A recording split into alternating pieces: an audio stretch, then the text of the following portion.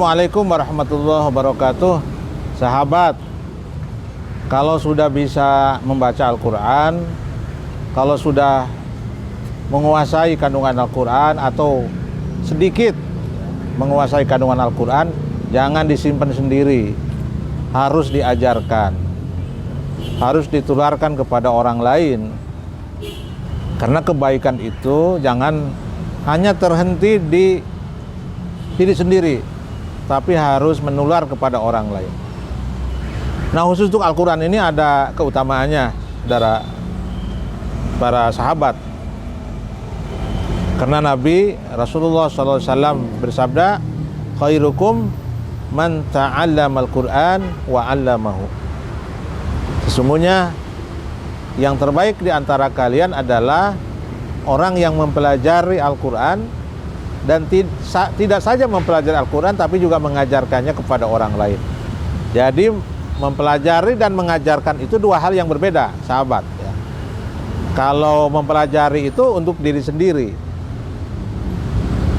mempelajari itu untuk kepentingan diri sendiri ya. Kita dengan mempelajari, dengan membaca, kita mendapatkan kepuasan dengan membacanya, dengan mendengarnya, kita mendapatkan manfaat dari kandungan yang ada di dalamnya, yaitu mempelajari. Dan orang yang mempelajari Al-Quran itu punya keutamaan, sahabat ya. Karena yang kita pelajari itu bukan buku biasa, bukan kitab biasa, tapi ini kalamullah, kitab yang membawa, kitab suci yang membawa keselamatan kita di dunia dan akhirat. Nah, sedangkan allama ya, wa 'allamahu ya, dan yang terbaik di antara kalian bukan saja mempelajari, tapi juga mengajarkan kepada orang lain. Nah, itulah keutamaan atau dua keutamaan yang didapatkan oleh kita sebagai orang muslim. Membaca Al-Quran, setelah itu kemudian mengajarkannya. Kenapa antara mempelajari dan mengajarkan itu harus kita laksanakan bersama-sama? Karena Al-Quran itu tidak boleh hanya terhenti kepada person-person, individu tertentu saja. Dia harus juga dirasakan oleh banyak orang. Dan tidak semua orang itu bisa mempelajari Al-Quran, atau tidak semua orang itu punya kesempatan untuk mempelajari Al-Quran. Sehingga kalau ada sahabat-sahabat punya kemampuan untuk membaca Al-Quran secara baik ya, bisa melaksanakan Al-Quran, membaca Al-Quran dengan beserta hak-haknya ya, tajwidnya, makhraj dan sebagainya, punya kemampuan untuk mendalami kandungan Al-Quran, memahami kandungan Al-Quran, sementara sebagai orang lain belum tentu bisa punya kemampuan seperti itu.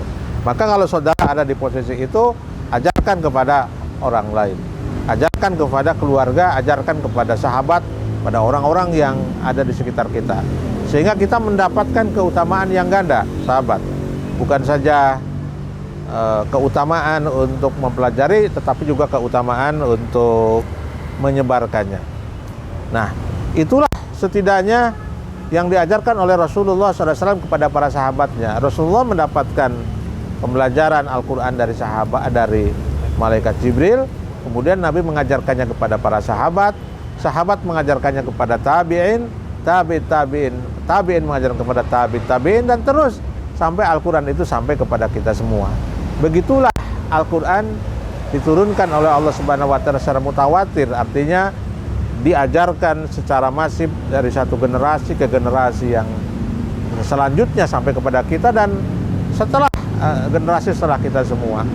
Dengan cara itu, maka kandungan-kandungan yang ada dalam Al-Quran atau ajaran-ajaran yang ada dalam Al-Quran tidak saja berhenti kepada orang-orang tertentu, kepada kelompok-kelompok tertentu, tapi dia akan menyebar kepada semakin banyak orang.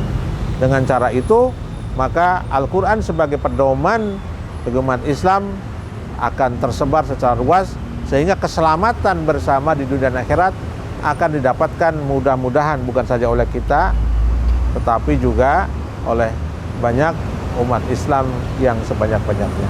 Mudah-mudahan ada manfaatnya. Walakum minkum. Wassalamualaikum warahmatullahi wabarakatuh.